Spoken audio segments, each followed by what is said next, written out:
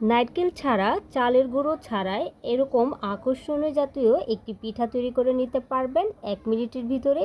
Hello everyone, আসসালামু আলাইকুম। কেমন আছেন আপনারা সবাই? আশা করছি অনেক বেশি ভালো আছেন। আজ আমি আপনাদেরকে একদমই সহজ পদ্ধতিতে নতুন একটি পিঠার রেসিপি শেয়ার করছি। আশা করছি আপনাদের কাছে অনেক বেশি ভালো লাগবে। তো পিঠাটা তৈরি করার জন্য এখানে আমি 1 বাটি ময়দা নিয়েছি, আর দিয়ে দিচ্ছি 3 টেবিল চামচের মতো চিনি। তারপরে এখানে দিয়ে দিচ্ছি 1 টেবিল চামচের মতো ইস্ট। এখন এখানে আমি নিয়ে নিচ্ছি কুসুম গরম পানি। অবশ্যই কিন্তু কুসুম গরম পানিটাই নিতে হবে।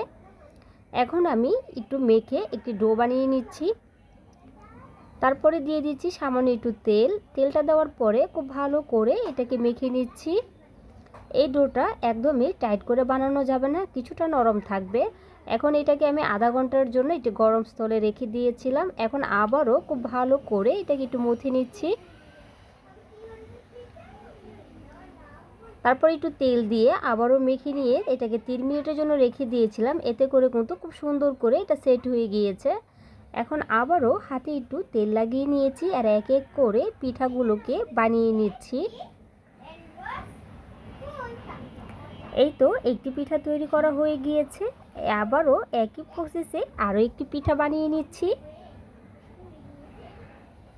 এইভাবেই প্রত্যেকটি পিঠা বানিয়ে নিয়েছি। এখন এটাকে 20 মিনিটের জন্য আবারও ঢেকে রেখে দিয়েছিলাম।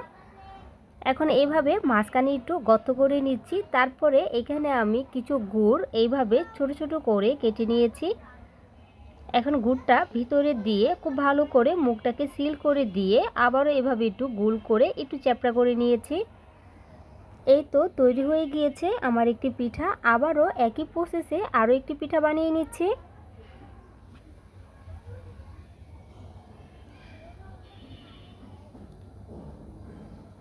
একইভাবে প্রত্যেকটি পিঠা আমি এভাবে বানিয়ে নিব। এই পিঠাগুলো দেখতে যতটা সুন্দর, খেতে কিন্তু অনেক বেশি মজাদার ছিল।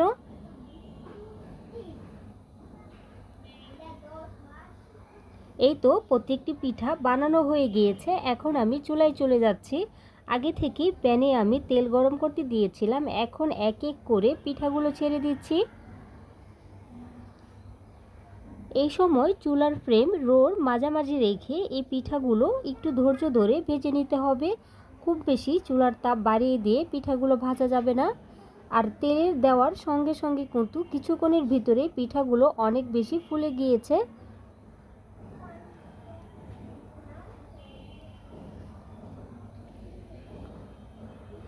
যখনই নিচ থেকে হয়ে গিয়েছে, এখনই আমি এগুলোকে একটু একটু করে উল্টিয়ে দিচ্ছি। এগুলো উল্টানো হয়ে গিয়েছে। এখন আমি খুব ভালো করে এগুলোকে ভেজে নিব। পিঠাগুলো ভাজা হয়ে গিয়েছে। যখন এরকম গোল্ডেন কালার চলে আসবে তখনই এগুলোকে তেল থেকে উঠিয়ে নিতে হবে। আর দেখতেই পাচ্ছেন মাশাআল্লাহ পিঠার কালারগুলো কত সুন্দর হয়েছে। এখন এগুলোকে আমি তেল থেকে উঠিয়ে একটি প্লেটে নিয়ে নিয়েছি। আর দেখতেই পাচ্ছেন পিঠাগুলো কতটা সফট ছিল আর কত সুন্দর দেখা যাচ্ছে। একদম পুরীর মতো ফুলে গিয়েছে পিঠাগুলো। কেউ বুঝতেই পারবে না যে আপনি খিসা তৈরি না করে চালের গুঁড়ো ছাড়াই এত সুন্দর পিঠা তৈরি করেছেন, তাও আবার ময়দা দিয়ে। আপনারা চাইলে এখানে ময়দার পরিবর্তনে আটাটাও ব্যবহার করতে পারেন।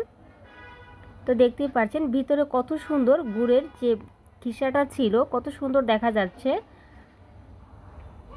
তো আজকের ভিডিওটি এখানেই শেষ করছি। কার কাছে কীরকম লেগেছে প্লিজ আমাকে কমেন্টে লিখে জানাবেন। আর যদি ভালো লাগে একটি লাইক করে দিবেন। আর যারা এখনও আমার চ্যানেলটাকে সাবস্ক্রাইব করেনি তাদের কাছে অনুরোধ রইল চ্যানেলটাকে সাবস্ক্রাইব করে দেওয়ার। আল্লাহ হাফিজ।